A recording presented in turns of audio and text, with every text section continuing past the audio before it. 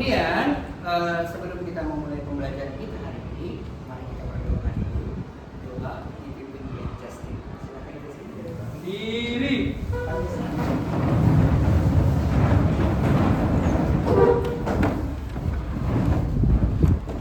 Sebelum kita memulai pelajaran, marilah kita berdoa sesuai kepercayaan masing-masing. Doa dimulai.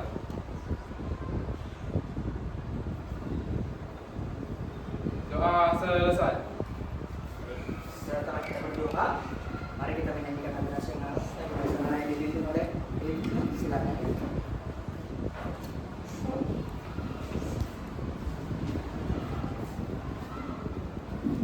Satu, dua, tiga. Halo, halo Bandung.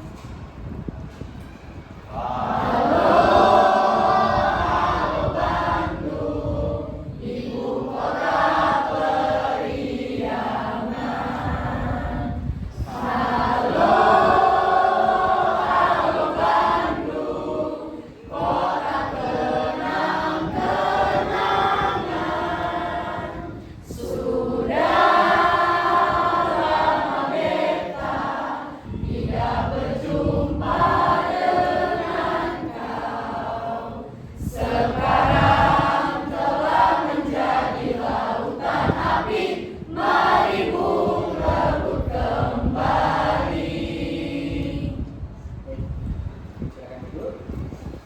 Untuk yang lainnya boleh duduk. Baik, nah nanti kita akan bicara tentang kolonialisme dan imperialisme. Nah kali ini kita akan mendalami materi bagaimana sebenarnya bangsa Eropa datang ke Indonesia dan menguasai bangsa kita. Kita harus mengerti bagaimana mereka menguasai bangsa kita dan bagaimana mereka mengambil kekayaan kita. Ini harus kita pelajari bersama agar nanti kita tidak menjadi apa yang dijajah kembali. Kemudian Bapak sangat senang banyak yang hadir hari ini. Ya, kehadiran kalian itu betapa menyenangkan untuk Bapak karena kita sama-sama belajar bagaimana sebenarnya kolonialisme itu terjadi. Baik ya, lanjut aja ya kita masuk kepada kegiatan inti kita, yaitu dengan materi tentang kolonialisme Barat di Indonesia. Nah, Bapak akan sampaikan dulu tujuan pembelajaran kita, apa yang ingin kita capai dalam tujuan pembelajaran kita. Nah, tujuan pembelajaran kita hari ini adalah mengikuti memahami perubahan dan keberlanjutan dalam peristiwa sejarah pada masa penjajahan asing hingga proklamasi kemerdekaan. Jadi intinya kalian paham dengan konsep bagaimana penjajahan pada masa Belanda dan Inggris, Prancis, Portugis dan Spanyol berkuasa di Indonesia. Kemudian ada memahami latar belakang dan tujuan datangnya bangsa Barat di Indonesia. Mereka datang jauh-jauh dari Eropa dengan tujuan apa? Itu yang Bapak harapkan kalian mengerti dari tujuan pembelajaran. Nah, kita mulai dari awal kan, materi kita. Bapak ngambilnya dari KD 3.1 yaitu menganalisis perubahan dan keberlanjutan dalam peristiwa sejarah pada masa penjajahan asing hingga proklamasi kemerdekaan di Indonesia. Ini kompetensi dasar yang Bapak ambil dari kurikulum untuk pembelajaran kita.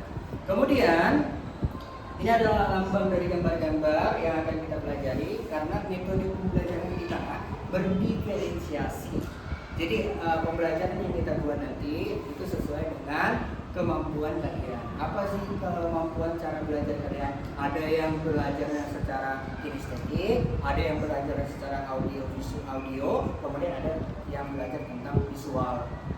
Nah, dari data yang sudah Bapak ambil, dari asesmen yang Bapak lakukan di pertemuan sebelumnya, sudah Bapak bentuk kelompoknya. Siapa-siapa yang belajar visual, siapa yang belajar kinestetik, dan siapa yang belajar tentang auditorik, ya. Kemudian kita akan lanjutkan, ini gambar tematik. Kemudian tujuan pembelajaran. Nah, ini ada peta konsep dari materi kita. Bagaimana alur dari pembelajaran kita. Kita mulai dari proses kedatangan bangsa Barat ke Indonesia. Yang pertama ada sebab, kemudian tujuan, baru ada kedatangan bangsa Barat. Di latar belakangnya sebab, kenapa bangsa Eropa, terutama Belanda, yang dulu kita sebut VOC, kan belum Belanda dulu ya, perusahaan dagang. Apa tujuannya? Apa sebabnya? Sebab mereka itu datang ke Nusantara itu dikarenakan perdagangan. Kemudian jiwa penjelajahan. Kemudian ada penyebaran agama. Kemudian apa tujuan dari bangsa Barat datang ke Indonesia? Yang pertama ada membeli rempah-rempah, karena waktu itu kan Konstantinopel dikuasai oleh Turki, sehingga rempah-rempah sulit ditemukan di Eropa. Rempah-rempah itu sangat penting digunakan untuk penyedap makanan, yang paling penting juga digunakan sebagai parfum, karena parfum sangat dibutuhkan pada waktu itu dan digunakan untuk penghangat tubuh juga ya. Kemudian ada tujuan selanjutnya kedatangan bangsa Eropa ke Nusantara, yaitu ada gold, glory, gospel. Gold itu emas, mengincar apa? Oke, glory, oke, dapat ya gospel. Iya, menjalankan tugas suci atau beribadah agama. Kemudian konsep kita selanjutnya itu kedatangan bangsa Barat. Bangsa apa yang pertama datang? Ternyata bangsa yang pertama kali datang ke Nusantara adalah Portugis, kemudian Spanyol, kemudian nanti datang Belanda, Inggris, dan satu lagi ada Prancis ya. Selanjutnya setelah mereka datang, mereka melaksanakan apa? Ada politik, ada ekonomi, ada sosial dan budaya yang mereka terapkan ya. Kalau Belanda ada menerapkan politik etis, kalau ekonominya kita tahu ada politik dividen et impera, kemudian ada sosial, kita mengerti kultur mereka, dan ada budaya bagaimana mereka berpakaian, kita ikuti. Kemudian selanjutnya ada yang melakukan akibat dari penguasaan yang dilakukan oleh bangsa Eropa, kita melakukan perlawanan di berbagai daerah. Makanya nanti ada perlawanan bersifat kedaerahan. Nah ini kita tahu ada Sisingamangaraja, Imam Bonjol, Cut Nyak, dan Diponegoro dan tokoh-tokoh lainnya yang melakukan perlawanan bersifat kedaerahan. Selanjutnya ada ini kita akan buat kelompok, nanti kelompoknya kan sudah Bapak bagi kelompoknya sesuai dengan asesmen yang Bapak lakukan di pertemuan sebelumnya. Nah ada kelompok 1, ada kelompok 2, ada kelompok 3. Ini alur daripada pembentukan kelompok ya. Selanjutnya ini Bapak akan terangkan juga jenis-jenis rempah. Tadi kan sudah Bapak sampaikan kedatangan bangsa Eropa itu tujuan utamanya memang karena rempah. Rempah ini digunakan apa? Untuk menyedap makanan, untuk menghangatkan tubuh, kemudian untuk membuat parfum ya. Nah kita awali, ini ada kayu manis ya. Kayu manis, ada yang di rumahnya punya kayu manis? Ada ya. Apa manfaatnya? Oke, jadi kalau kamu dalam masalah pencernaan silahkan konsumsi yang namanya kayu manis. Kemudian ada kapulaga. Apa fungsinya? Mencegah bau mulut. Jadi kalau sekarang udah pakai sikat gigi, udah pakai apa, ada kapulaga sebenarnya lebih murah yang dapat mengurangi bakteri dalam mulut ya. Kemudian ini kesehatan juga, yaitu menambah nafsu makan. Kalau kita mengkonsumsi kapulaga yang bisa menumbuhkan rasa semangat untuk makan terus ya. Untuk menambah kalori mungkin ya. Kemudian ada juga jenis rempah yang akan kita pelajari juga. Di sini ada cengkeh. Cengkeh kita bisa tahu yaitu antibakteri. Kemudian ada lada ya, lada itu untuk menambah rasa pedas. Jadi kalau kita makan sesuatu kayak mana, kalau pedasnya itu tenggorokan kita tahu lah ya, berarti bukan cabai, tapi pedasnya karena lada. Oke, selanjutnya Bapak akan terangkan juga tujuan kedatangan bangsa Eropa yang tadi sudah kita terangkan dalam meta konsep. Yang pertama, kedatangan bangsa Eropa kan sudah dilatar belakangi oleh gold, yaitu kekayaan. Kenapa mereka datang ke Indonesia? Karena mereka menganggap bahwa Indonesia ini negara yang kaya. Memang Indonesia negara yang kaya karena memiliki sumber daya alam yang melimpah. Pada waktu itu Eropa sangat krisis rempah-rempah. Rempah-rempahnya sedikit. Orang Eropa belinya di mana? Di Konstantinopel. Sekarang nama Konstantinopel itu Istanbul. Karena Konstantinopel sudah dikuasai Turki, jadi orang Eropa tidak boleh lagi. Karena kan nanti ada keterkaitannya dengan perang salib. Makanya mereka datang ke Indonesia, ke Nusantara waktu itu namanya, untuk mendapatkan gold. Kenapa? Bagaimana caranya gold itu tadi? Mereka beli rempah-rempah, mereka jual di Eropa. Karena prinsip ekonominya barang langka, harga mahal. Jadi di Eropa langka rempah-rempah, dibeli di Indonesia, dijual berkali lipat di Eropa. Akibat keuntungan itu mereka mendapatkan kekayaan. Itu yang disebut dengan gold. Selanjutnya ada penyebaran agama, ada penyebaran ke ini glory dulu ya. Kalau sudah kaya, mereka juga akan mendapatkan glory, kejayaan. Di Indonesia mereka berkuasa, mereka berjaya. Itulah latar belakang kedatangan bangsa Eropa. Setelah mereka dapat emas, mereka dapat kejayaan. Apa itu kejayaan? Contohnya mereka punya jabatan gubernur, punya jabatan-jabatan teritorial di Indonesia atau Nusantara pada waktu itu. Selanjutnya ada penyebaran agama atau gospel. Kita tahu Belanda menyebarkan ajaran Kristen, Protestan. Spanyol dan Portugis dari Katolik. Kenapa Kristen ada di Nusantara? Ya salah satunya adalah bangsa Eropa. Mereka menjalankan tugas suci yaitu menyebarkan agama. Itu ya. Selanjutnya kita masuk selanjutnya di slide berikutnya. Di sini adalah latar belakang yang mendorong penjelajahan Eropa. Jadi ada faktor pendorong. Kenapa sih? Kenapa bukan hanya faktor golongan gospel aja yang menyebabkan orang Eropa datang ke Indonesia, tapi ada juga faktornya. Yang pertama yaitu jatuhnya Konstantinopel. Udah Bapak terangkan tadi. Konstantinopel itu tempat perdagangan internasional. Ya. Kalau sudah dikuasai oleh Turki, sehingga orang Eropa tidak bisa ke Konstantinopel lagi. Jadi pertanyaannya, dari mana rempah itu? Ya, rempah datang dari Nusantara, makanya mereka datang ke Nusantara. Karena ini ditutup, Konstantinopel tidak boleh lagi dimasuk. Selanjutnya ada kisah perjalanan Marco Polo yang menjelajah dunia. Jadi ini juga faktor dari latar belakang mendorongnya bangsa Eropa datang ke Indonesia. Bagaimana kita tahu contoh dari Marco Polo menceritakan ada tempat indah di dunia lain, yaitu di Nusantara. Semua rempah ada. Kemudian ada juga teori tentang mengatakan bahwa bumi bulat dan matahari sebagai pusat tata surya yang disebut dengan heliocentris. Ya, ini teori yang didukung oleh Galileo dan Copernicus. Jadi ingin dibuktikan karena selama ini bangsa Eropa menganggap bumi itu datar. Kalau bumi datar kita berlayar ke ujung kita jatuh.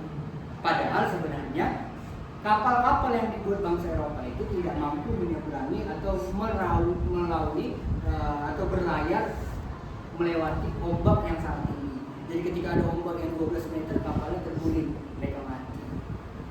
Jadi ada teori baru dari Copernicus. Apa teorinya? Heliocentris. Artinya bumi bulat. Kalau bumi bulat, kita akan berlayar ke selatan, akan kembali kepada titik yang sama. Karena dia itu.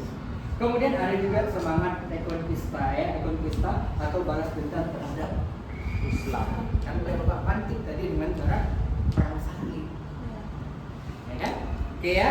Selanjutnya kita akan bicara tentang penjelajahan bangsa Eropa yang dilakukan oleh beberapa pelaut. Ada Portugis, ada Inggris, ada Belanda. Ya, mereka kalau kita Belanda, mereka melakukan pendaratan yang dilakukan oleh Cornelis de Houtman itu pada 1602 sampai di wilayah Batavia. Ya, ini kedatangan. Dan selanjutnya di slide berikutnya ada penjelajahan bangsa Eropa yang berkaitan dengan kedatangan bangsa Spanyol yang kita sebut dengan Christopher Columbus. Ya, kemudian ada Ferdinand Magellan, kemudian ada Sebastian Elcano, kemudian ada juga penjelajahan dari Portugis. Jadi tidak hanya Belanda yang masuk di Indonesia, tapi ada di Portugis, kemudian ada berbagai macam. Ya, kemudian di slide ke-13 yang akan diterangkan di sini. Nah, ada penjelajahan Belanda yang terakhir dengan Inggris. Siapa yang datang Belanda? Yaitu Cornelis de Houtman. Itu tiba di 1596. Ya, kemudian ada Sir James Chester. Dia datang ke Aceh 1602. Kemudian ada Sir Henry van Dalton, itu datang ke Ternate dan Tidore. Kalau Ternate dan Tidore kita tahu merupakan wilayah yang sangat penting waktu itu karena merupakan wilayah manusia. Ya kan? Sampai nanti ada perjanjian Saragossa. Baik, kita udah Bapak terangkan ya materinya. Kita boleh ice breaking sebentar karena udah mulai ngantuk Bapak ya. Boleh ice breaking kita? Boleh. Boleh berdiri?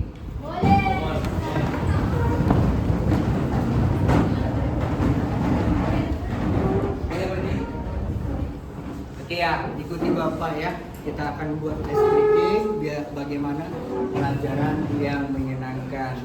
Ya, bisa? Oke, Bapak akan terangkan ya metodenya, ice breaking kita. Ini kita akan ice breaking nempuk nyamuk. Caranya Bapak ajarkan dulu ya, nempuk nyamuk. Kalau suaranya berarti yang ditepuk kiri. Kalau suaranya dut, yang kanan. Boleh? Boleh. Oke, Bapak kan nyut, dut, dut, dut, nyut, nyut, dut, dut, nyut, dut. Nah, oke, terima kasih, boleh duduk. Oke, nah karena tadi udah kan sebelumnya kan sudah Bapak terangkan, udah Bapak bagi ya dari asesmen diagnostik yang Bapak lakukan pertemuan sebelumnya, yaitu untuk membagi kalian berdasarkan kelompok sesuai kebutuhan kalian. Ada yang lebih suka membaca dan membuat materi dan menerangkan, atau yang disebut dengan kinestetik. Ada yang suka dengan gambar-gambar yang disebut dengan visual, ada yang suka dengan suara, atau yang kita sebut dengan auditory. Sebelumnya sudah Bapak buat kelompoknya dan nama-namanya sudah Bapak bagikan. Boleh kita pindah membuat kelompoknya. Buat kelompoknya dengan tertib tanpa ribut. Boleh? Boleh. Oke, silakan dibuat kelompoknya.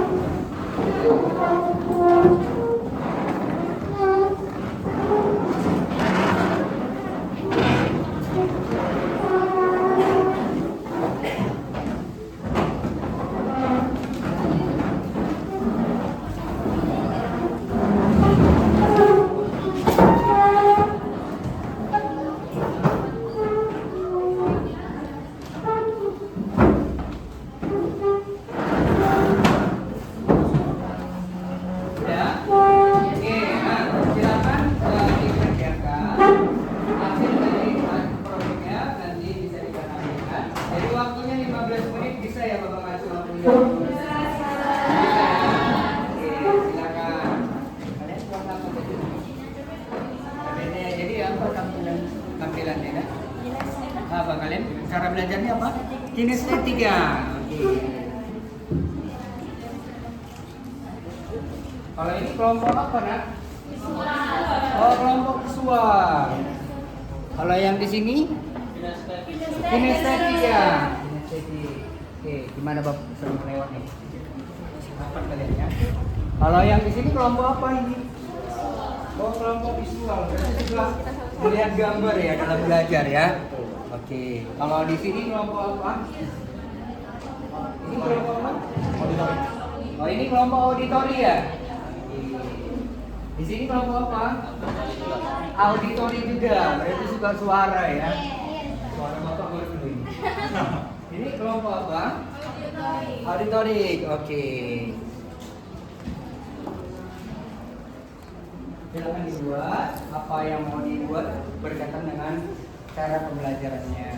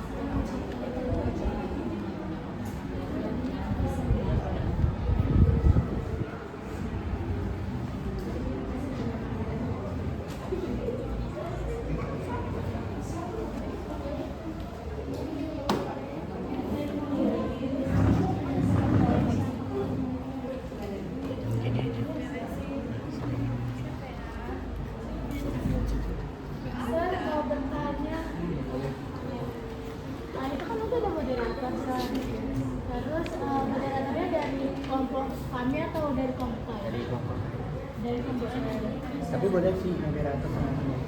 Tapi jadi dia moderator. Mau nanya.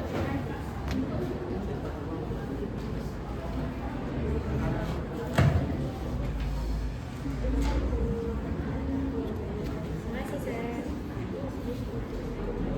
Nah, itu ya. Negara Jepang juga.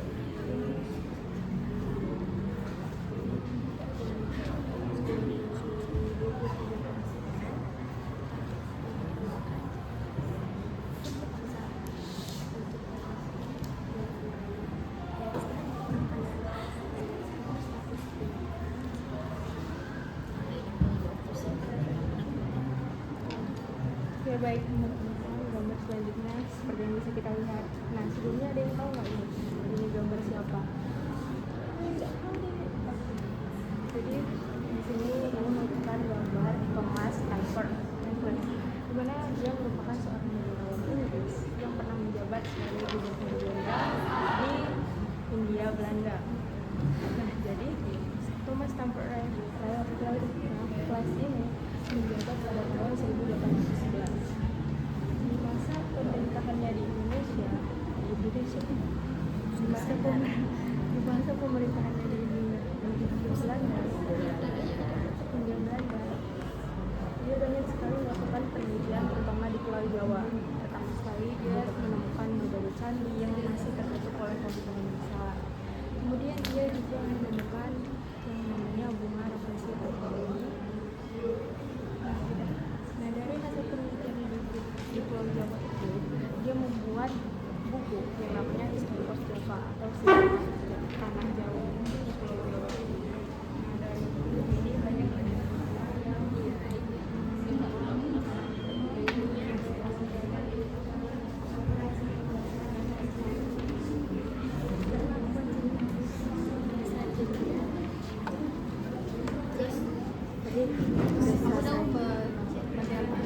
Udah apa semua? Berarti kita udah done ya? Lu lagi ngerti ya sih? Nanti siapa materi pertama yang jelas?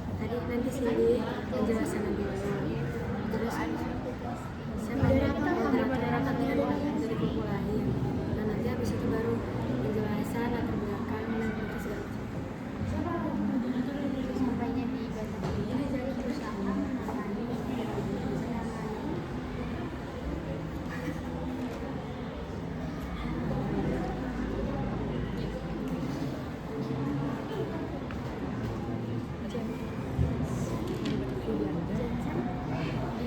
nama Jakarta tapi dari Hindia Belanda yang masih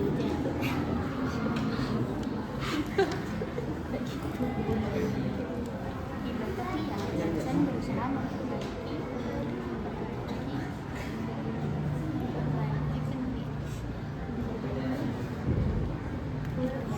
keadaan yang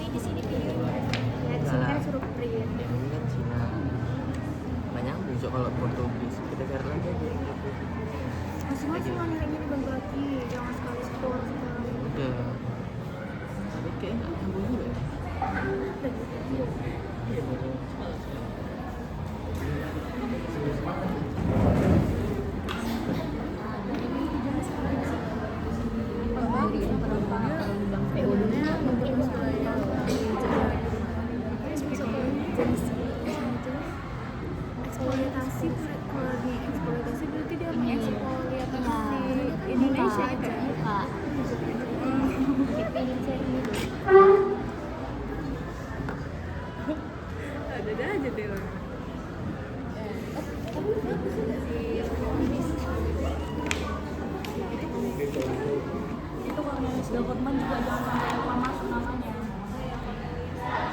Nanti kita materinya kirim semua ke mana? Ini gambar-gambar pribumi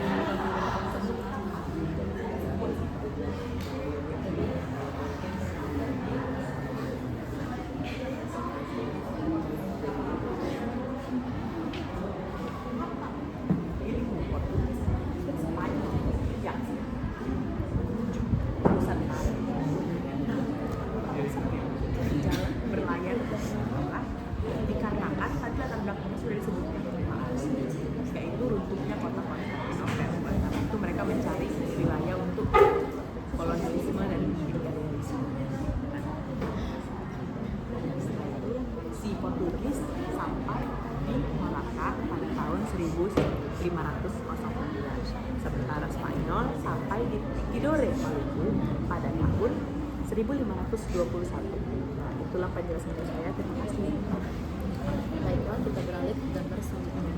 Kita di sini ada materi Indonesia dan itu lahir pada tahun 1980. Dia lahir di Belanda.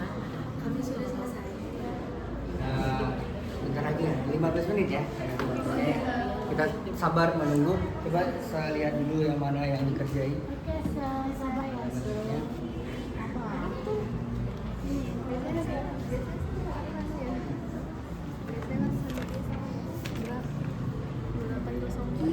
Oke, sudah baik ya.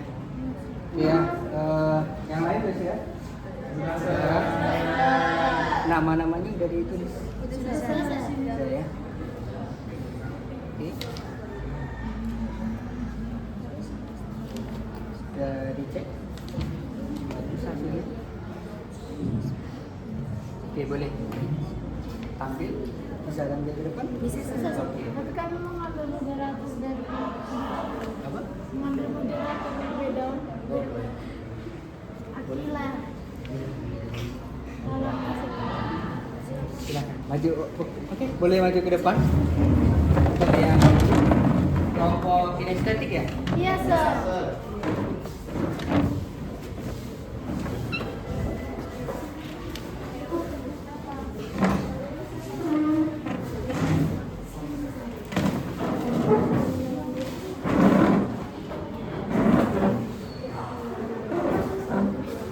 Di sebelah kiri aja.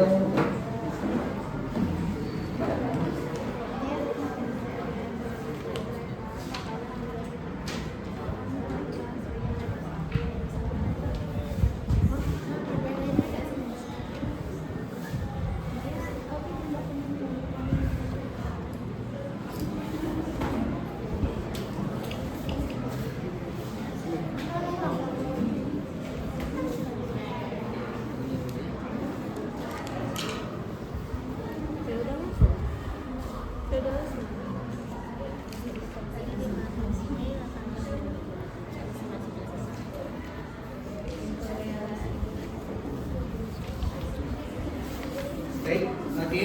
Kita akan lihat bagaimana presentasi dari kelompok kinestetik ya.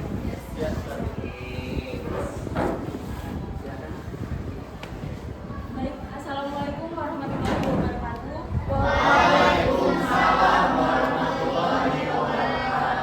Selamat siang teman-teman semuanya. Sekarang perkenalkan, nama saya Alia Yunanila sebagai moderator pada presentasi hari ini. Nah, sebelumnya kita berkenalan dulu dengan pembawa materi ya. Pertama, Kenalkan, nama saya Keisha Amanda Lubis. Perkenalkan, nama saya Sofi Febri Angelika Sriparima. kenalkan nama saya Sudalia. Perkenalkan nama saya Novel Muhammad Imanis. Kenalkan, nama saya Rizka Sabitri. Perkenalkan, nama saya Akila Wulandari. Oke, baik, setelah perkenalan yang tadi, maka kita langsung saja untuk membacakan materi yang akan dibawakan oleh pemateri kita. Kepada pemateri, saya persilakan. Yang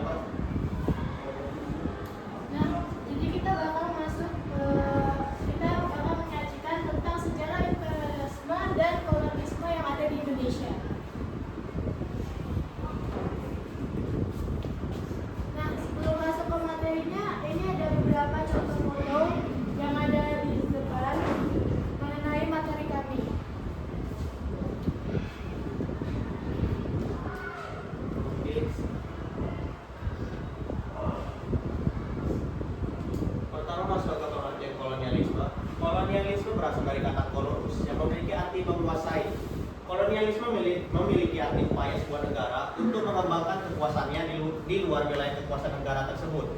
Kolonialisme memiliki tujuan mencapai dominasi kekuatan dalam bidang ekonomi, sumber daya alam, sumber daya manusia, dan politik. Lanjut.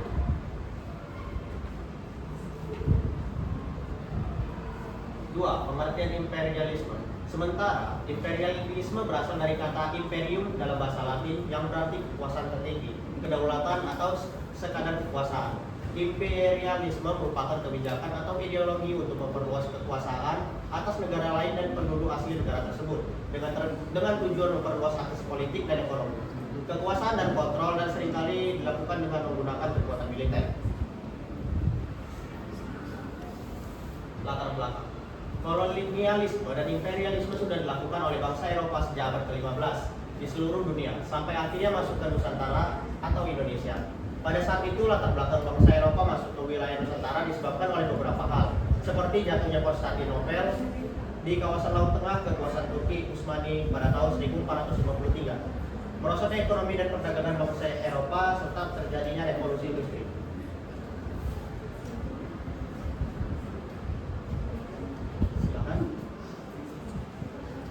Jenis-jenis kolonialisme terbagi menjadi dua. Yang pertama itu kolonial eksploitasi, yaitu menguras habis sumber daya daerah jajahan. Yang kedua koloni penduduk, dilakukan dengan mengusir atau menghilangkan penduduk lokal di suatu wilayah.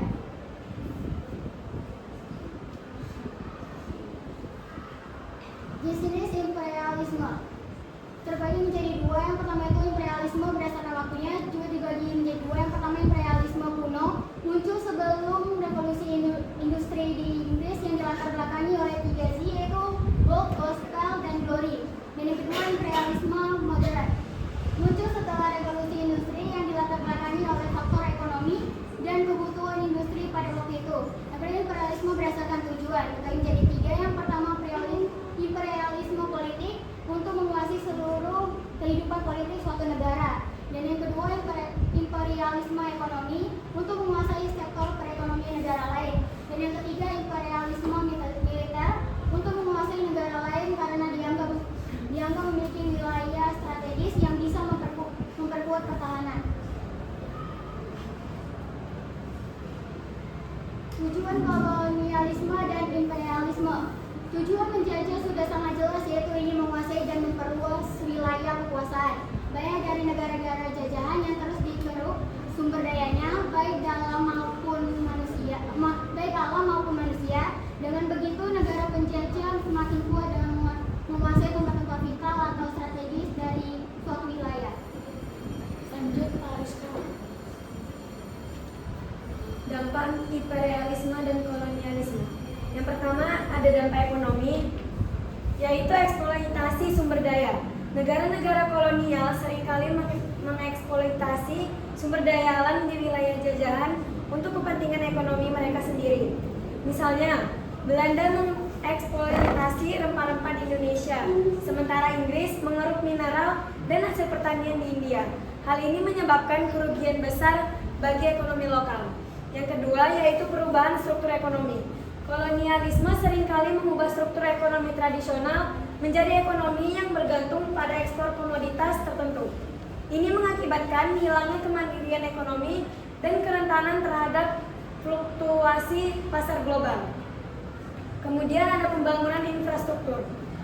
Meskipun seringkali infrastruktur dibangun untuk kepentingan kolonial seperti jalan dan pelabuhan untuk memudahkan pengangkutan barang, hal ini juga dapat memberikan manfaat jangka panjang bagi negara bekas koloni. Namun, infrastruktur tersebut seringkali tidak dirancang untuk memenuhi kebutuhan masyarakat lokal. Lanjut, kemudian ada dampak sosial, yaitu perubahan demografi. Kolonialisme seringkali menyebabkan migrasi besar-besaran, baik dari negara penjajah ke wilayah jajahan maupun sebaliknya.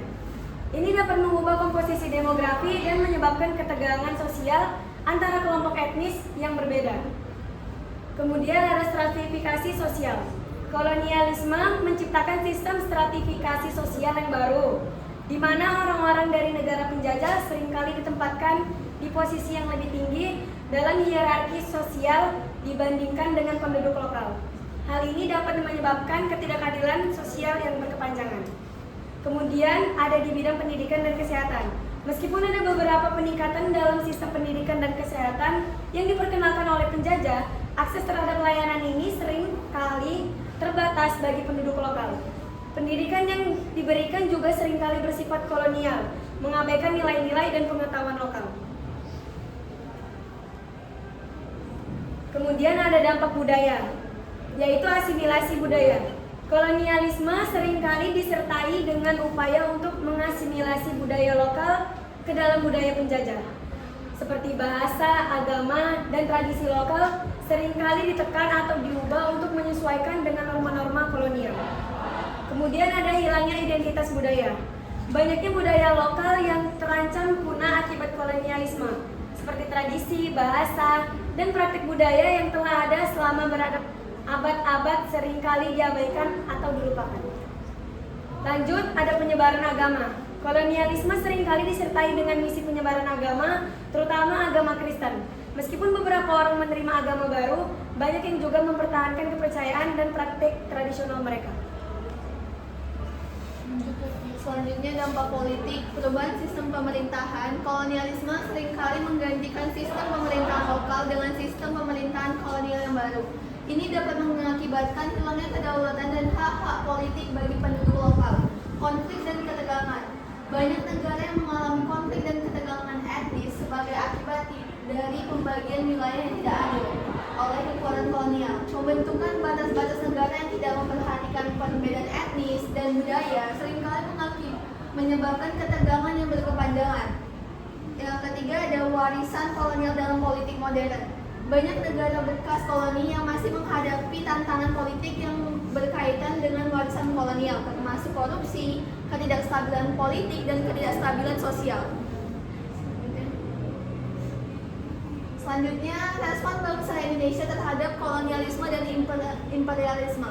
Ada 4 aspek utama yang terjadi di Indonesia setelah merespon sistem kolonialisme dan imperialisme, antara lain ekonomi, politik, sosial, budaya, seni dan sastra, serta pendidikan. Berikut penjelasannya.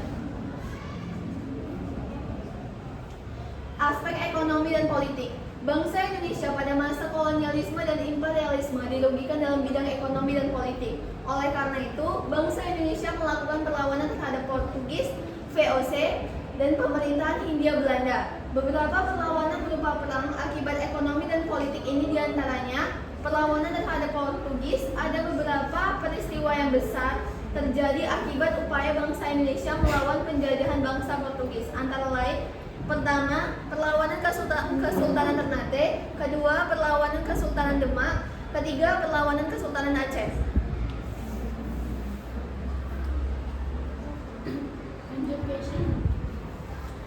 Perlawanan terhadap VOC. Ada beberapa peristiwa penting yang terjadi sebagai upaya bangsa Indonesia melawan penjajahan VOC. Antara lain, 1. Perlawanan Kesultanan Mataram; 2. Perlawanan Kesultanan Goa. 1. Aspek sosial dan budaya. Perlawanan bangsa Indonesia terhadap kolonialisme dan imperialisme juga dilakukan dalam bentuk gerakan sosial budaya. Beberapa gerakan tersebut adalah sebagai berikut, yaitu gerakan sosial di atas tanah partikelir.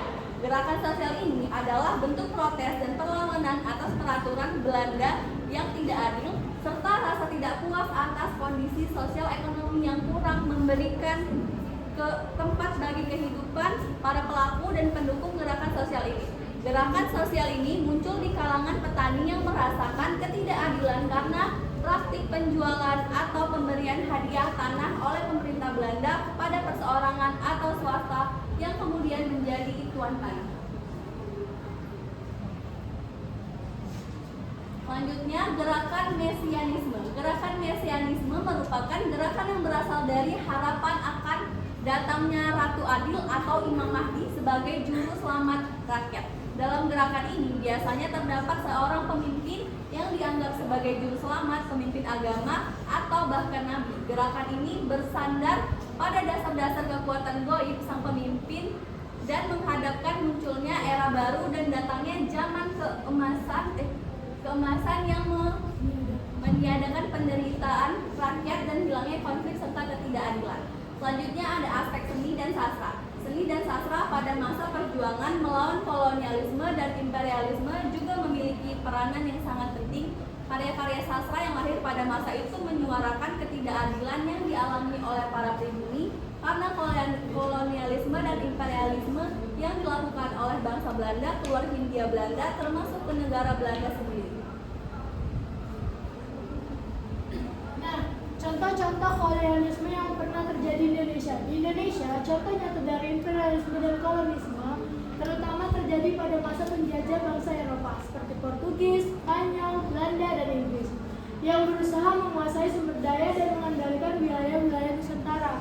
Nah, yang pertama ada imperialisme. Kehadiran VOC atau Veneris Oostindische Compagnie. VOC adalah komisi dagang Belanda yang diberikan hak-hak istimewa oleh pemerintah Belanda seperti monopoli perdagangan, hak militer, dan wewenang untuk bernegosiasi dengan pengusaha lokal. VOC berusaha mengendalikan jalur perdagangan dan rempah-rempah di Indonesia. Politik yang kedua ada politik adu domba. Untuk memperluas kekuasaannya, Belanda menerapkan politik adu domba antar kerajaan lokal di Indonesia. Contohnya adalah saat Belanda memanfaatkan konflik antara kerajaan-kerajaan di Jawa untuk memperlemah kekuatan lokal dan menanamkan pengaruh tersebut.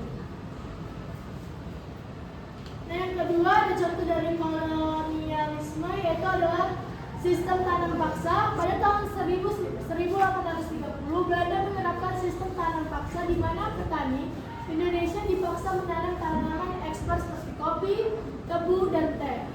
Tanaman ini dikirim ke Eropa untuk keuntungan Belanda, sementara rakyat Indonesia menderita kemiskinan dan kelaparan. Yang kedua ada eksploitasi sumber daya alam. Kolonial Belanda secara intensif mengeksploitasi sumber daya alam Indonesia, terutama rempah-rempah, kopi, dan minyak bumi. Hal ini merugikan masyarakat lokal karena keuntungan ekonomi hanya dinikmati oleh pemerintah kolonial Belanda dan perusahaan-perusahaan mereka. Yang ketiga adalah pembagian wilayah dan infrastruktur kolonial. Belanda juga melakukan pembagian administratif di wilayah Indonesia seperti membangun jalan, jalur kereta api, dan pelabuhan yang ditujukan untuk mempermudah pengangkutan hasil bumi ke luar negeri. Infrastruktur ini sebagian besar dimanfaatkan oleh Belanda untuk kepentingan ekonomi mereka sendiri. Nah, itu adalah contoh-contoh peristiwa dari imperialisme dan kolonialisme.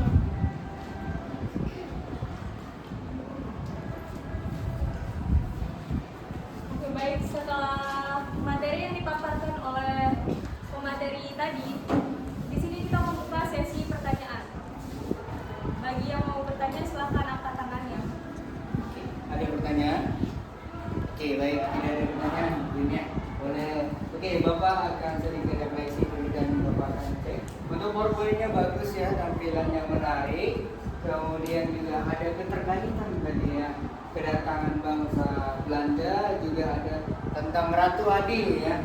Kemudian juga ada pembangunan infrastruktur jalan, jembatan yang digunakan untuk transportasi komoditi yang mau diekspor ke luar negeri. Jadi sangat luar biasa untuk presentasi dari PowerPoint-nya. Kemudian juga tadi sangat baik. Oke, boleh ditutup. Oke, setelah kita melihat materi yang telah dipaparkan, saya tutup presentasi yang kami bawakan pada hari ini. Terima kasih. Wassalamualaikum warahmatullahi wabarakatuh. Selamat siang.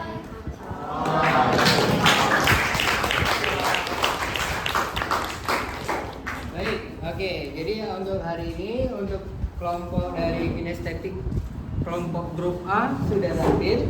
Kita masuk kepada grup B ya untuk kinestetik. Baru setelah itu kita akan maju tampil ke depan. Langsung yang kelompok visual A dan visual B. Habis itu baru kita auditoria. Oke.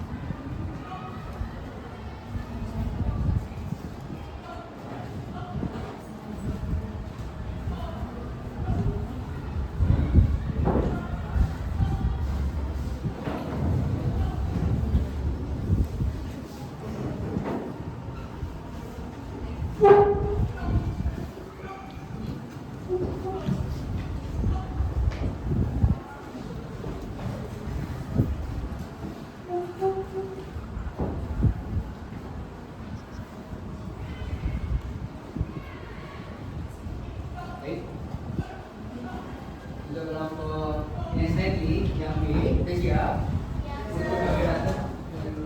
Oke, baik. Silakan waktu Bapak. Selamat pagi semuanya. Jadi di sini ada kelompok B sebagai presenternya akan menampilkan tentang kolonialisme. Pertama-tama perkenalkan saya moderatornya Wina Najib. Saya Justin. Saya Ocha. Saya Cornelia. Saya Maria Natasha. Mari kita masuk ke materi. Nah, yang pertama kolonialisme Portugis. Bangsa Portugis merupakan bangsa Eropa yang pertama kali berhasil memasuki wilayah Nusantara. Penjelajahan mereka dimulai pada abad ke-15 dengan tujuan mencari rempah-rempah yang dianggap sangat penting di Eropa. Semenjak jatuhnya kota Konstantinopel, rempah-rempah menjadi langka di Eropa.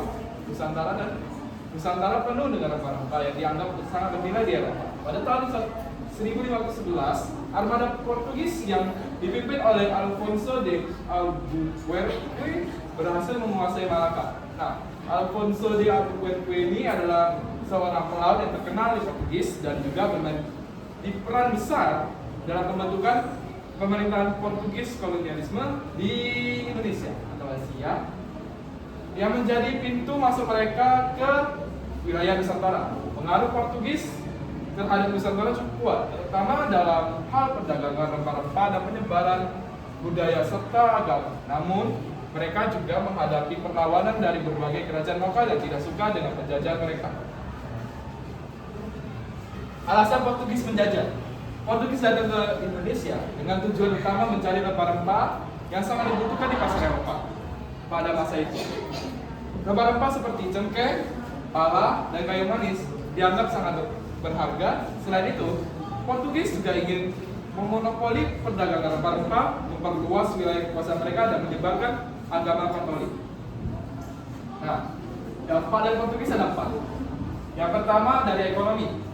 Portugis memperkenalkan komoditas baru seperti rempah-rempah ke pasar Eropa yang memberikan dorongan besar pada ekonomi Indonesia. Namun, mereka juga melakukan eksploitasi sumber daya alam. Yang kedua, sosial. Kedatangan Portugis membawa perubahan struktur sosial dan norma-norma masyarakat Indonesia. Misalnya, gaya berpakaian, tata krama masyarakat, dan mengalami transformasi. Yang ketiga, budaya. Portugis meninggalkan jejak dalam bidang agama, kesenian, dan bahasa. Misalnya kata gereja dan berasal dari bahasa Portugis yang kata-katanya seperti igreja. Keempat, agama. Portugis melakukan upaya kristenisasi di Maluku dan beberapa wilayah lainnya. Banyak orang Ambon yang memeluk agama Kristen Katolik. Perlawanan dan akhir dari kolonialisme Portugis. Pertama, perlawanan rakyat. Yang pertama, Ternate. Awalnya Portugis mendapatkan dukungan dari Raja Ternate untuk mendirikan benteng dan monopoli perdagangan cengkeh. Namun, ketika Portugis ingin memanipulasi harga dan mengambil keuntungan besar, rakyat Ternate mulai melakukan perlawanan. Yang kedua, Demak. Kesultanan Demak melakukan perlawanan terhadap Portugis sebagai bentuk kepedulian terhadap kerajaan Islam selainnya. Sultan Fatah memimpin perlawanan ini. Yang ketiga, Aceh. Rakyat Aceh melakukan serangkaian serangan militer terhadap Portugis di Malaka yang dipimpin oleh Sultan Alauddin dan kemudian oleh Sultan Iskandar Muda. Meskipun serangan ini tidak berhasil mengusir Portugis, mereka tetap melakukan perlawanan lebih dari seabad. Yang terakhir, akhir kolonialisme Portugis. Perjajahan Portugis di Indonesia akhirnya berakhir karena berbagai faktor, termutilasi kekuatan lokal yang terus berlawanan, serta kedatangan kekuatan penjajah lainnya seperti Belanda dan Inggris yang menggantikan Portugis dalam menguasai wilayah tersebut. Selanjutnya kolonialisme Spanyol. Yang kedua ada kolonialisme Spanyol. Di akhir abad ke-15, bangsa Eropa termasuk Spanyol dan Portugis mulai melakukan ekspedisi laut ke Asia untuk menemukan jalur langsung menuju daerah penghasil rempah-rempah. Spanyol pun memulai ekspedisinya pada tahun 1519 ke Pulau Rempah-Rempah atau Spice Island yang disebut juga dengan Maluku. Kedatangan Spanyol di Maluku pada tahun 1521 memicu konflik dengan Portugis yang sudah lebih dulu mengklaim daerah tersebut berdasarkan perjanjian Tordesillas pada tahun 1494. Perjanjian ini membagi dunia di luar Eropa menjadi dua bagian untuk eksplorasi dan kolonisasi, yaitu wilayah barat untuk Spanyol dan wilayah timur untuk Portugis. Karena Maluku berada di perbatasan, baik Spanyol maupun Portugis mengklaimnya. Alasan Spanyol menjajah. Tujuan utama Spanyol adalah untuk menguasai rempah-rempah seperti cuki yang sangat bernilai di pasar internasional. Selain itu, mereka juga ingin menyebarkan agama Kristen dan mencari kekayaan alam. Nah, ada dampak dari Spanyol. Yang pertama ada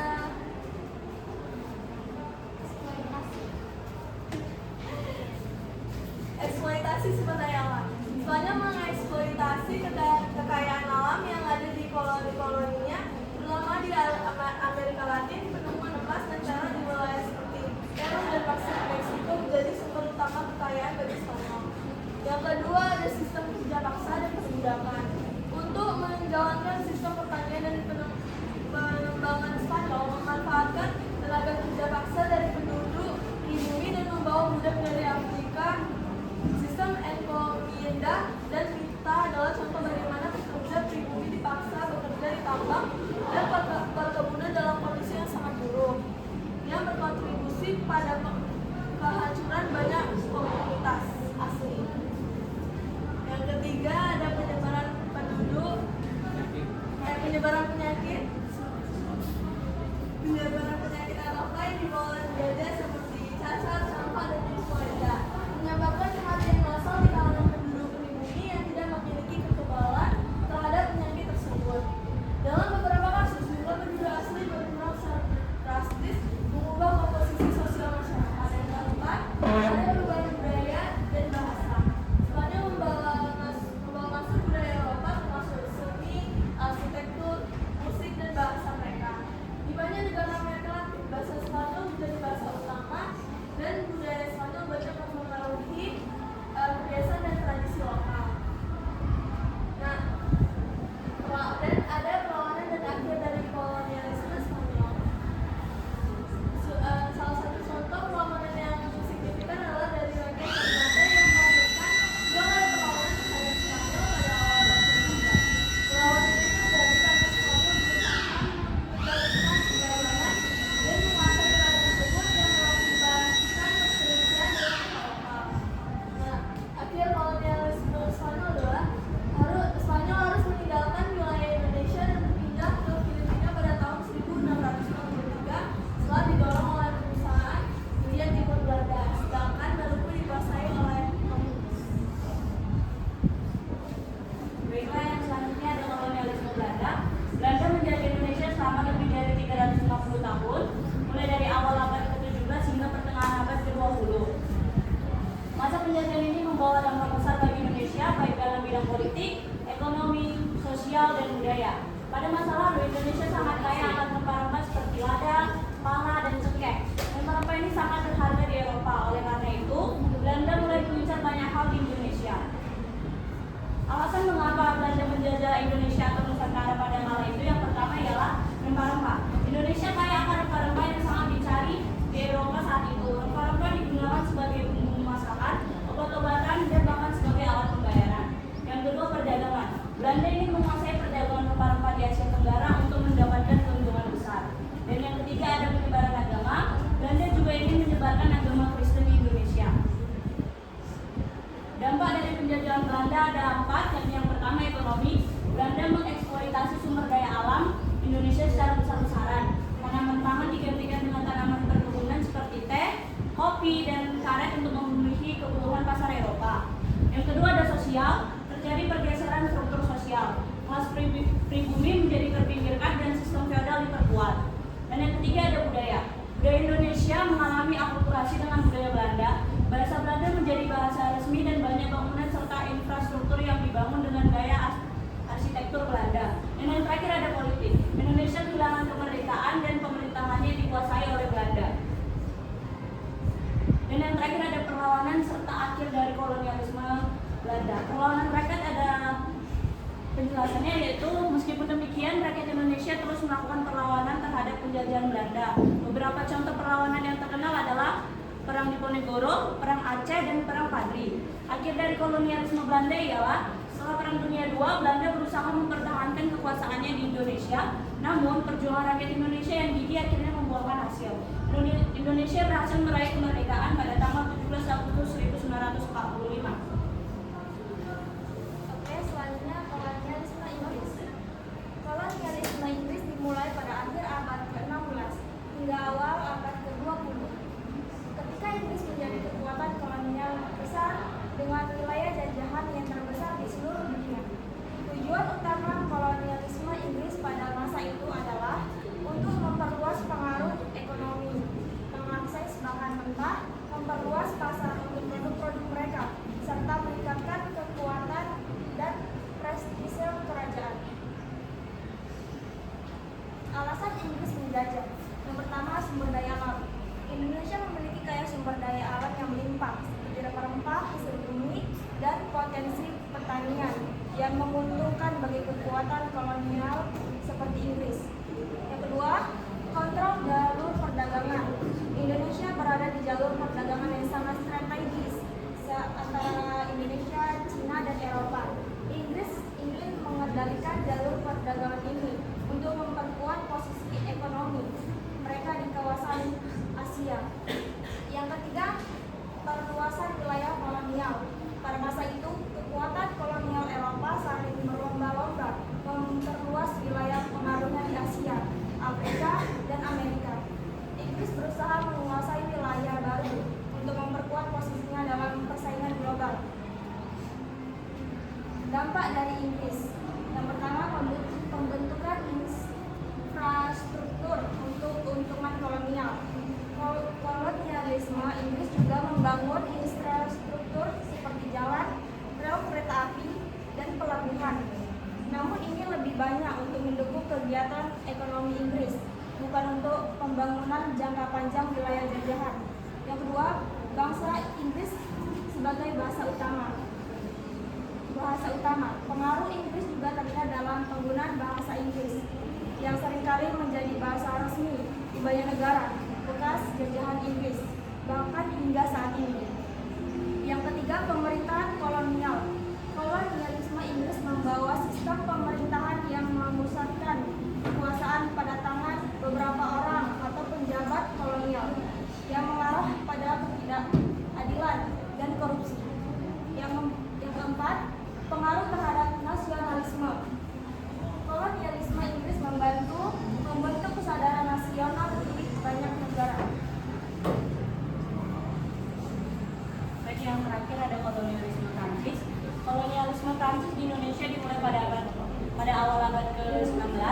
Meskipun pengaruh Prancis di kawasan ini lebih terbatas dibandingkan dengan negara kolonial lainnya seperti Belanda atau Inggris, kolonialisme Prancis di Indonesia terjadi dalam beberapa fase dan perannya sangat terkait dengan dinamika internasional pada saat itu, termasuk peperangan besar di Eropa dan kekuasaan lokal yang saling bertarung di wilayah Nusantara.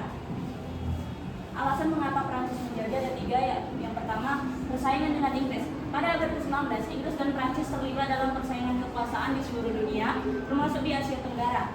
Prancis ingin memperluas wilayah kolonialnya untuk mengimbangi kekuatan Inggris yang sudah memiliki jajahan besar seperti India dan Malaysia.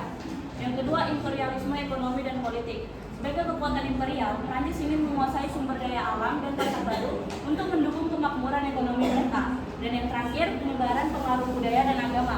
Selain alasan ekonomi dan politik, Prancis juga memiliki ambisi untuk menyebarkan budaya dan agama Katolik di wilayah Asia Tenggara. Mereka sudah mulai memperkenalkan pengaruhnya melalui misinya di wilayah-wilayah sekitar.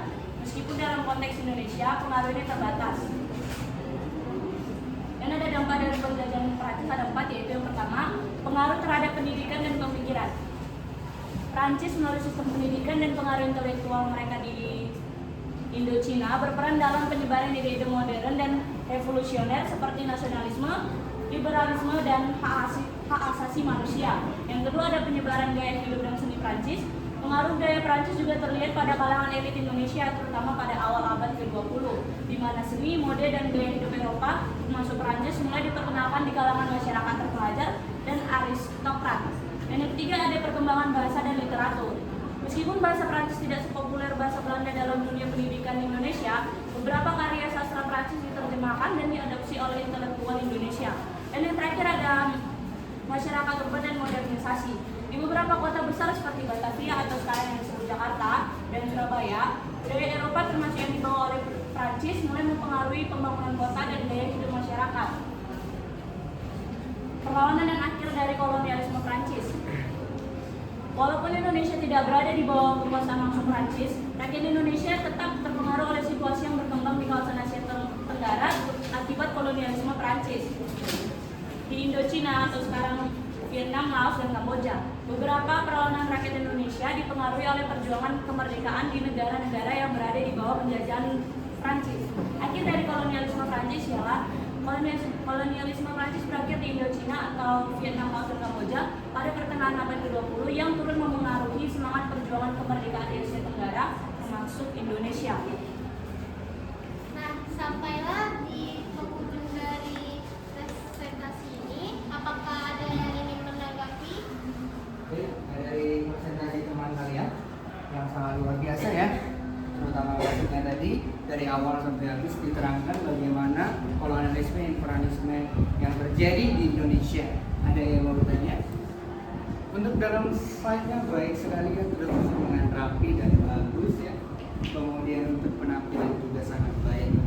Nah, karena tidak ada yang bertanya, maka kita masuk selanjutnya kepada kelompok visual. Baik ya, sebelum itu kita hapus dulu untuk kelompok apa?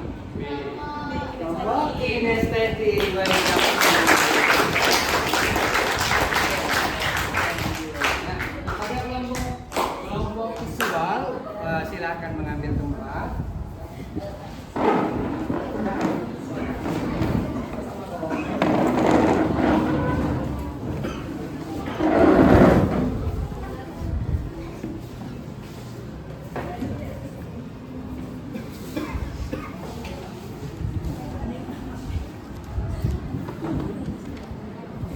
Kelompok visual ya. Jadi sekaligus Bapak terangkan untuk yang kinestetik dan audio visual, kemudian yang visual ini adalah orang-orang ataupun teman-teman kalian yang suka dengan tampilan gambar ya.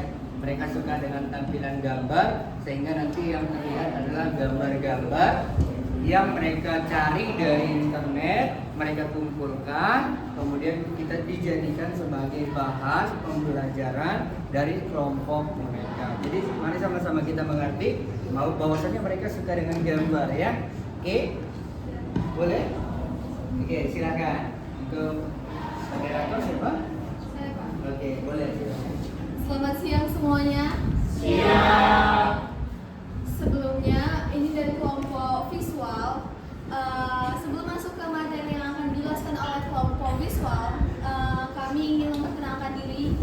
Teman-teman, saya Akila Wulandari di sini sebagai moderator. Dan saya Alira Madani.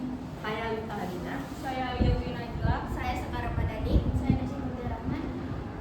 Nah, setelah perkenalan diri, marilah kita masuk ke materinya langsung. Nah, bisa kalian lihat di sini, di gambar ini terdapat sebuah kapal. Nah, ini merupakan kapal milik bangsa Portugis dan bangsa Spanyol yang sedang berlayar menuju Nusantara. Nah, alasan latar belakang dari kapal-kapal tersebut menjelajah di lautan dan kemudian ingin pergi ke Nusantara adalah seperti yang dibilang Pak Ali tadi, yaitu dengan runtuhnya Konstantinopel yang membuat mereka sudah tidak punya lagi tempat untuk membeli ataupun menjual barang-barang rempah-rempah yang ada di kota tersebut. Nah, kapal-kapal ini pertama kapal Portugis, mereka tiba di Malaka pada tahun 1509, sementara yang Spanyol tiba di Tidore, Maluku pada tahun 1521. Selanjutnya, kami akan masuk ke gambar kedua. Nah, Nah, di gambar selanjutnya ini ada Van den Bosch. Van den Bosch ini lahir pada tahun 1780 di Belanda. Ia pernah menjadi politikus dan juga perwira di Belanda, dan ia juga pernah menjabat sebagai gubernur jenderal di Hindia Belanda.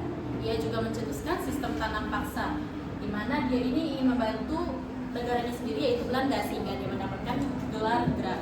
Dan hal ini malah menyengsarakan rakyat Nusantara sehingga pemerintahannya berhenti pada tahun 1844 akibat undang-undang agraria yang melindungi petani dan juga tanahnya. Kita beralih ke gambar berikutnya. Nah, di gambar berikutnya ini ada seorang tokoh yang bernama Daendels, di mana Daendels ini merupakan seorang yang diutus oleh Napoleon Bonaparte untuk mempertahankan Pulau Jawa dari serangan Inggris.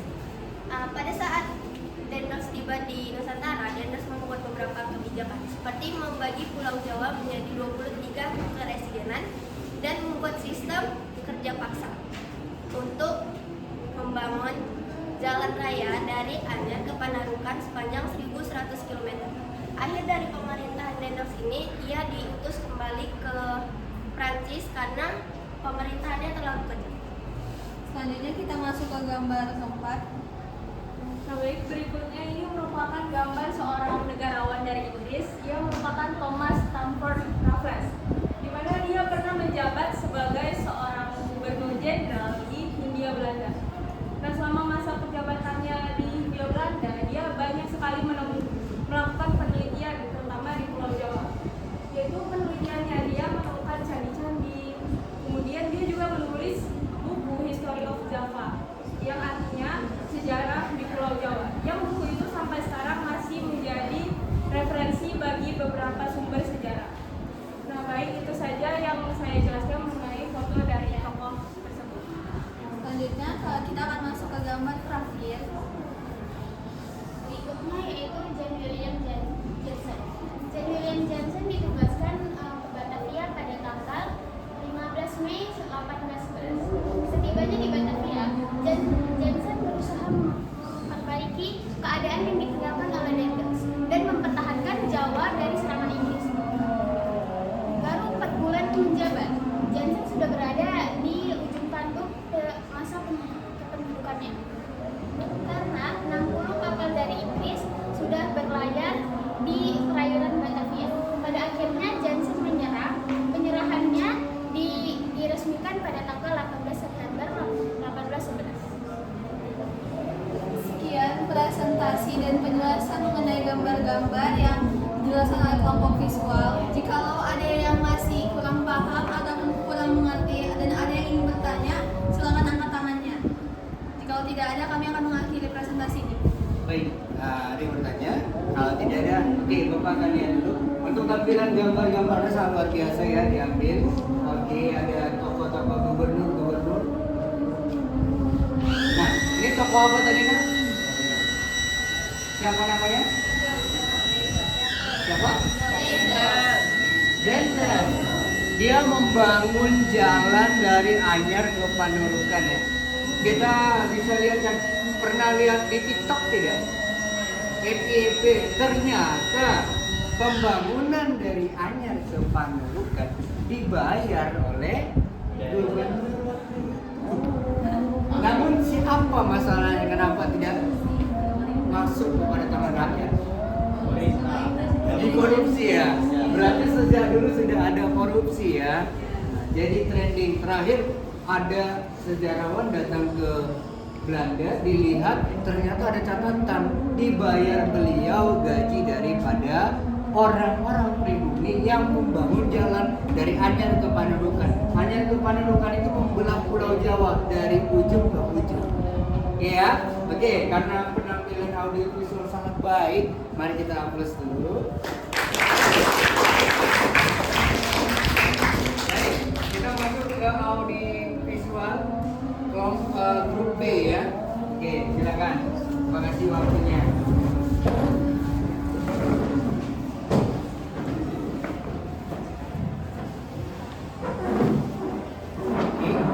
Jadi selagi menunggu, jadi kalau visual, pembelajaran visual itu lebih ke arah ke pembelajaran yang berdasarkan gambar. ya teman kalian yang tadi ke depan, mereka lebih suka belajar dari gambar. Makanya mungkin kalau mereka dulu kecil, mereka suka baca komik. Karena komik itu terdiri dari gambar-gambar. Nah ya, jadi ini ada juga yang termasuk kategori kelompok yang B tentang kelompok visual. Mereka juga akan menampilkan gambar-gambar yang mereka ambil dari berbagai sumber dari internet untuk mendukung pembelajaran mereka dengan tema kolonialisme dan imperialisme.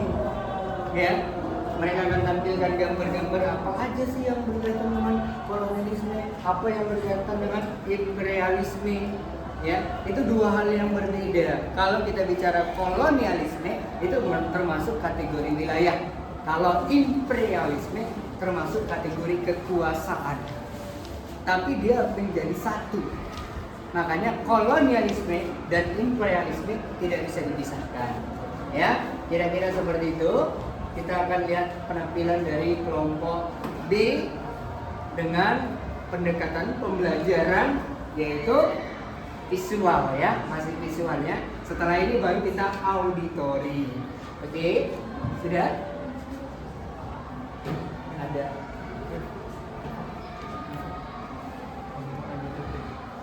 Oke.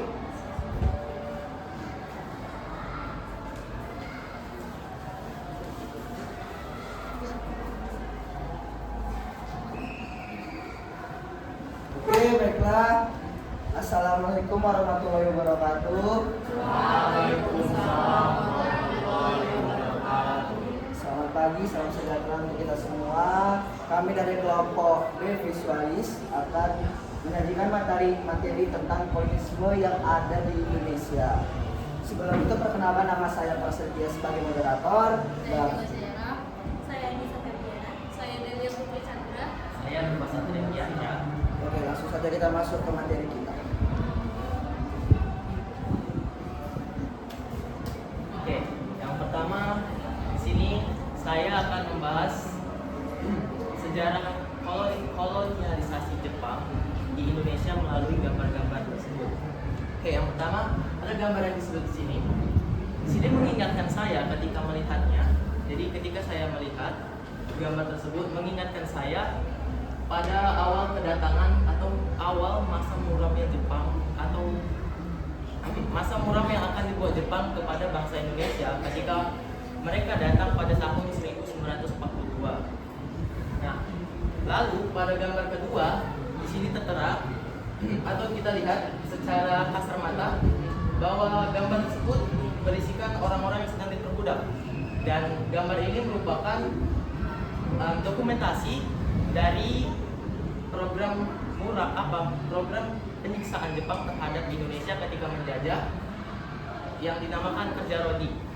Lalu pada gambar ketiga di sini kita diperlihatkan bahwa ada tentara-tentara yang sedang berbaris. Di sini merupakan program iming-iming Jepang ketika ingin membuat Indonesia seperti memiliki harapan. Jadi kan kita dulu ini sedang dijajah. Nah, karena Jepang ini ingin mengambil dan mengeksploitasi tanah-tanah di Nusantara, khususnya di Indonesia, maka mereka membuat perjanjian tentara atau disebut peta yang intinya para sukarelawan Indonesia yang akan menjadi pasukan atau tentara Jepang untuk membantu mereka ketika melakukan kegiatan-kegiatan politik, yang setelah itu mereka akan mendapatkan hadiah atau sebuah intinya hadiah yang berupa perjanjian untuk kemerdekaan Indonesia yang akan mereka bantu. Dan berikutnya adalah gambar keempat. Di sini kita lihat merupakan gambar di mana seseorang ingin pergi menaiki kapal, yaitu adalah masa-masa di akhir-akhir Indonesia yang ketika Jepang sudah ingin pergi dari Nusantara. Dan di sini saya ketika melihat gambar ini mengingat bahwa jadi kayak lega gitu ketika walaupun Jepang kita tahu dia menjajah di Indonesia itu nggak selama atau semenakutkan di penjajah lain seperti Belanda, Portugis, dan Inggris. Tapi walaupun dalam jangka waktu 3 tahun dan 2 tahun setengah, mereka ini sangat membuat kita ketakutan di Nusantara. Gitu.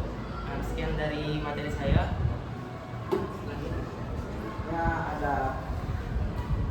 Selanjutnya ada bangsa Portugis atau Portugal. Nah, kedatangan bangsa Portugis ke Indonesia ini pada tahun 1511 yang memiliki motivasi utama, yaitu untuk menguasai rempah-rempah di Indonesia yang dulunya sangat bernilai, khususnya di Kepulauan Maluku yang memiliki banyak rempah-rempah seperti merica, cengkeh, dan pala yang sangat dibutuhkan oleh pasar Eropa pada saat itu.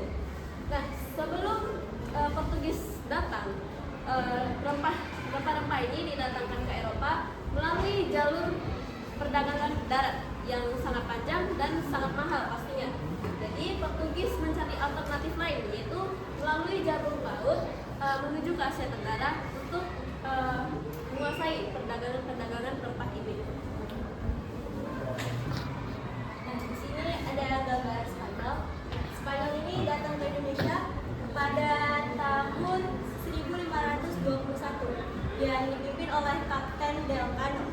Nah, Spanyol ini juga memiliki tujuan tertentu, yaitu ingin mencari kekayaan, kejayaan, dan menyebarkan agama, yaitu gospel, yaitu glory dan gospel. Lalu pada bagian ini di sini ada bendera Prancis, di mana negara ini menjadi salah satu negara yang masuk ke dalam Indonesia untuk menjajah pada zaman dahulu. Di bawah pimpinan Raja Louis Napoleon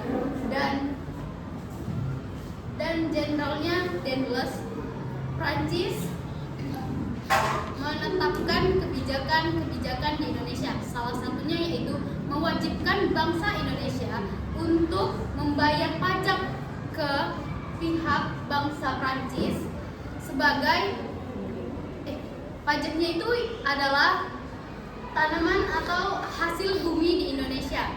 Lalu yang kedua ada rakyat Indonesia tidak boleh menjual hasil dari panennya atau hasil dari bumi yang ada di Indonesia ke negara-negara lain, melainkan harus di negara ini aja.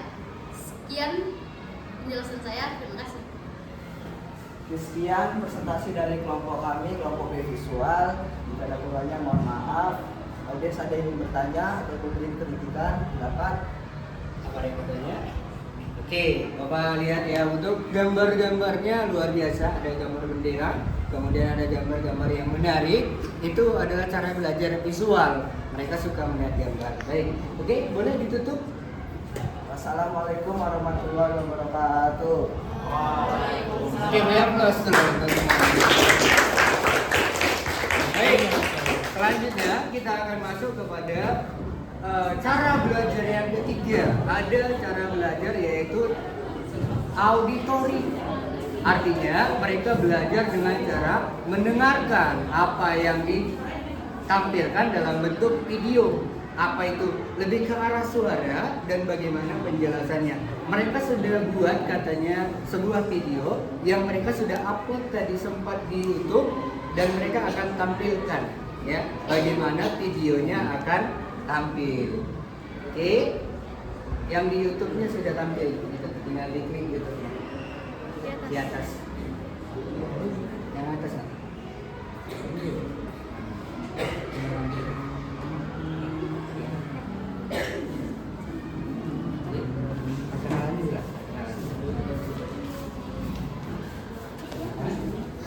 Ini dari kelompok auditori ya.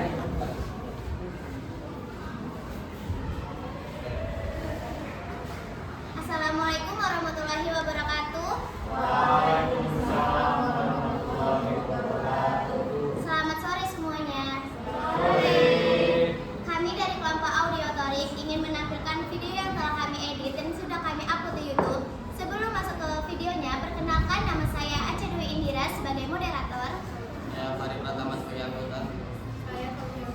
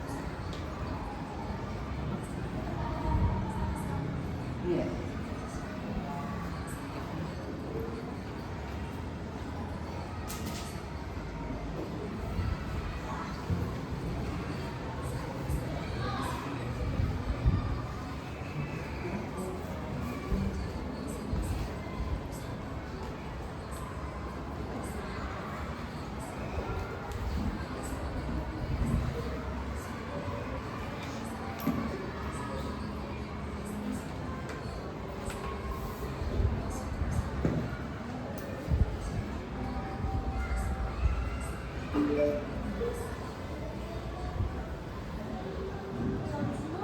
arti upaya sebuah negara untuk mengembangkan kekuasaannya di luar wilayah kekuasaan negara tersebut.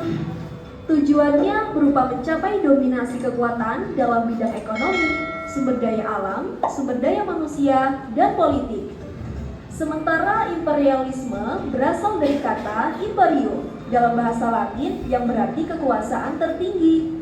Secara lengkapnya, imperialisme dapat kamu artikan sebagai kebijakan atau ideologi untuk memperluas kekuasaan atas negara lain dan penduduk asli negara tersebut dengan tujuan untuk memperluas akses politik dan ekonomi, kekuasaan dan kontrol, dan seringkali dilakukan dengan menggunakan kekuatan militer. Bedanya antara kolonialisme dan imperialisme itu terletak pada tujuannya. Jika kolonialisme itu berfokus pada penguasaan suatu wilayah dengan sumber daya alam tertentu untuk dibawa ke negara asal penjajah, sedangkan imperialisme itu fokusnya pada penguasaan politik dan pemerintah negara yang lain untuk memiliki pengaruh terhadap negara tersebut. Sekarang kamu sudah paham kan apa itu kolonialisme dan imperialisme? Semoga bermanfaat ya. Sampai jumpa.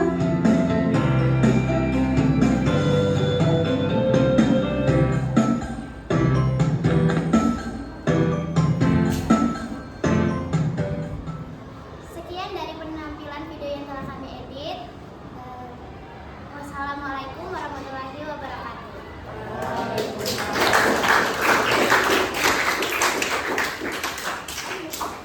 Oke, jadi ada beberapa penampilan dari teman kalian yang sudah kita saksikan bersama dengan cara belajar yang berbeda. Ada yang kinestetik, ada yang visual, ada yang auditori.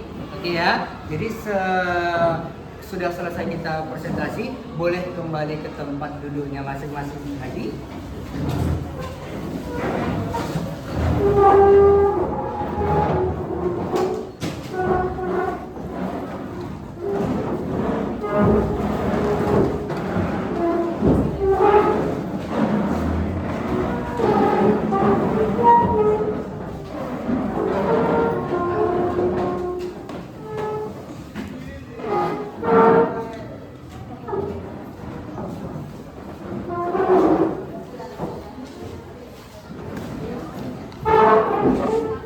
Sudah?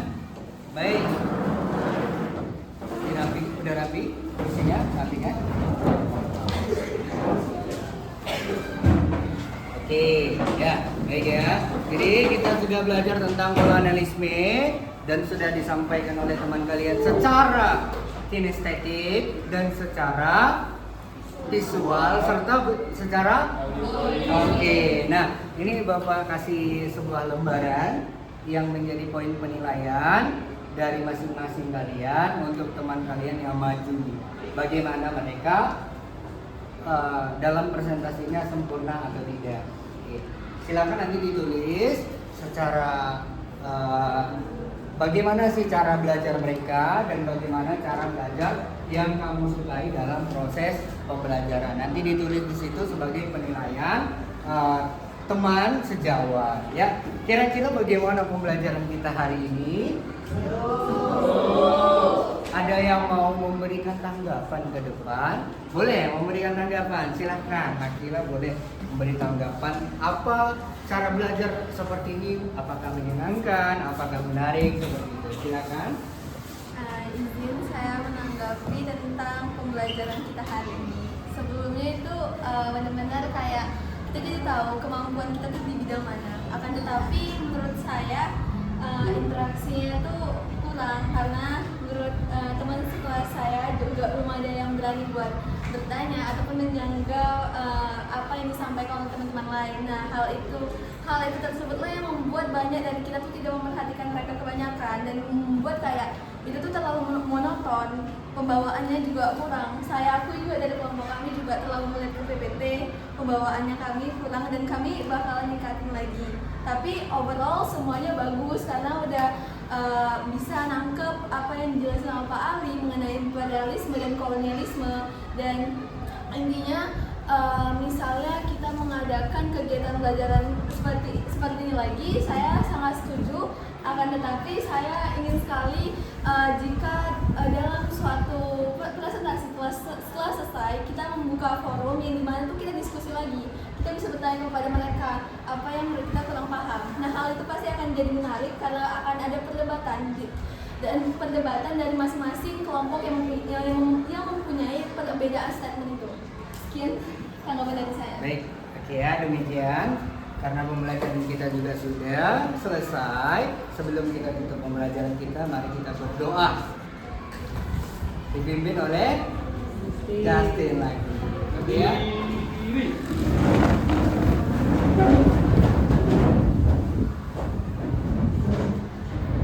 Sebelum kita pulang dan mengakhiri pelajaran, marilah kita berdoa sesuai dengan kepercayaan masing-masing. Doa dimulai.